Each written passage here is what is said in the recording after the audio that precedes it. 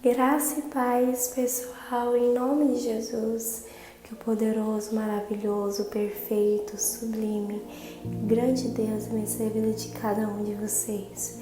Eu oro para que, em nome do Senhor Jesus, sejamos cheios do Deus Espírito, sejamos cheios da maravilhosa presença de Deus, que possamos viver os planos de Deus, que possamos andar nos caminhos de Deus. Glórias a Deus. Amém. Hoje irei ler 1 Coríntios capítulo 7, diz o seguinte: acerca do casamento. Quanto aos assuntos sobre os quais vocês escreveram, é bom que o homem não toque em mulher, mas por causa da imoralidade, cada um deve ter sua esposa e cada mulher o seu próprio marido.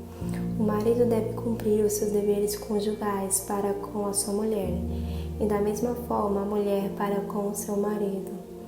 A mulher não tem autoridade sobre seu próprio corpo, mas sim o marido.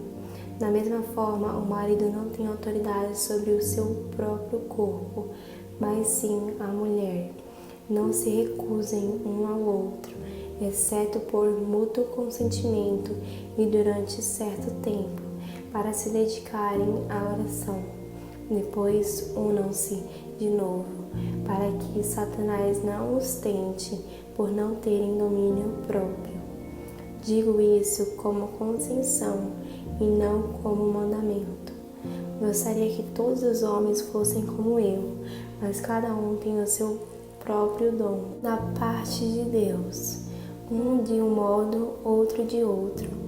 Digo, porém, aos solteiros e às viúvas, é bom que permaneçam como eu, mas se não conseguem controlar-se, devem casar-se, pois é melhor casar-se do que ficar ardendo de desejo. Aos casados dou este mandamento, não eu, mas o Senhor, que a esposa não se separe do seu marido, mas se o fizer, que permaneça sem se casar, ou então reconcilie-se com seu marido, e o marido não se divorcie da sua mulher. Aos outros eu mesmo digo isto, não o Senhor. Se um irmão tem mulher descrente e ela se dispõe a viver com ele, não se divorcie dela. E se uma mulher tem marido descrente e ele se dispõe a viver com ela, não se divorcie dele. Pois o marido descrente é santificado por meio da mulher, e a mulher descrente é santificada por meio do marido. Se assim não fosse, seus filhos seriam impuros, mas agora são santos. Todavia, se o descrente separar-se, que se separem. Em tais casos, o irmão ou a irmã não fica debaixo de servidão. Deus nos chamou para vivermos em paz. Você, mulher, como sabe se salvará seu marido? Ou você, marido, como sabe se salvará sua mulher? Entretanto, cada um continue vivendo na condição que o Senhor lhe designou e de acordo com o chamado de Deus. Esta é a minha ordem para todas as igrejas. Foi alguém chamado quando já era circuncidado? Não desfaça a sua circuncisão. Foi alguém chamado sendo incircunciso? Não se circuncide. A circuncisão não significa nada, e a incircuncisão também nada é. O que importa é obedecer aos mandamentos de Deus. Cada um deve permanecer na condição em que foi chamado por Deus. Foi você chamado sendo escravo? Não se incomode com isso, mas se você puder conseguir a liberdade, consiga. Pois aquele que sendo escravo foi chamado pelo Senhor, é liberto e pertence ao Senhor. Semelhantemente, aquele que era livre quando foi chamado é escravo de Cristo. Vocês foram comprados por alto preço. Não se tornem escravos de homens. Irmãos, cada um deve permanecer diante de Deus na condição em que foi chamado. Quanto às pessoas virgens, não tenho mandamento do Senhor, mas dou meu parecer, como alguém que, pela misericórdia de Deus, é digno de confiança. Por causa dos problemas atuais, penso que é melhor o homem permanecer como está. Você está casado? Não procure separar-se. Está solteiro? Não procure esposa. Mas se vier a casar-se, não comete pecado. E se uma virgem se casar, também não comete pecado. Mas aqueles que se casarem enfrentarão muitas dificuldades na vida. E eu gostaria de poupá-los disso. O que quero dizer é que o tempo é curto. De agora em diante, aqueles que têm esposa vivam como se não tivessem. Aqueles que choram como se não chorassem.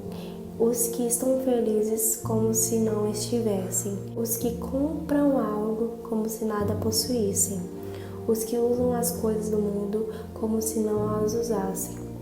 Porque a forma presente deste mundo está passando. Gostaria de vê-los livres de preocupações. O homem que não é casado preocupa-se com as coisas do Senhor, em como agradar ao Senhor. Mas o homem casado preocupa-se com as coisas deste mundo, em como agradar a sua mulher.